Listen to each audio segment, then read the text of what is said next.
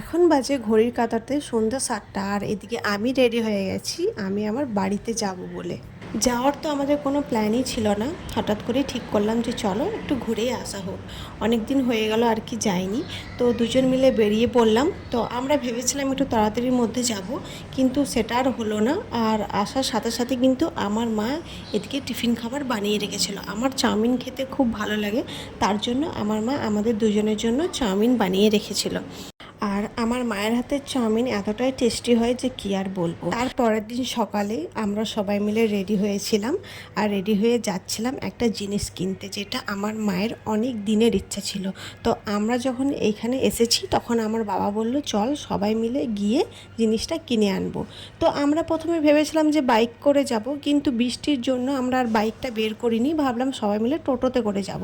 তো টোটোতে যাওয়ার পথে আমাদের পান্ডেশ্বর রেলগেটে আমরা ফেসে যাই। আর এই রেলগেট মানে কিছু বলার নেই, যারা এই রেলগেট দিয়ে যাওয়া আসা করো তারাই নিশ্চয়ই আমার প্রবলেমটা বুঝতে পারবে যে কীরকম বিরক্তি লাগে। যাই হোক, রেলগেটের 30 মিনিট দাঁড়িয়ে থাকার পর আমরা ওই টোটো থেকে নেমে যাই। তারপর রেলগেটের ওই পারে আবার অন্য টোটো ধরে আমরা সেই ফার্নিচার দোকানে কোনোরকমভাবে পৌঁছাতে পারি। তো এইদিকে আসার সাথে সাথে এইখানে তো আমার সমস্ত কিছু জিনিস দেখে পছন্দ হয়ে যায়। আর তোমাদেরকে তো আমি আগেই বললাম যে আমার মায়ের বহু দিনের ইচ্ছা একটা জিনিস কেনার, তো সেই জিনিসটা হচ্ছে খাট। তো আমরা এইখানে এসেছিলাম একটা খাট দেখতে আর একটা ফ্রিজ দেখতে। তো আমরা সবাই মিলে পছন্দ করি এই খাটটা, আমাদের রুমে যাতে ম্যাচ করে সেই অনুযায়ী আমরা এই খাটটা পছন্দ করেছিলাম। আর ছিল এই একটা ফ্রিজ। তো এই দুটো জিনিসই আমাদের সবারই পছন্দ হয়ে যায়।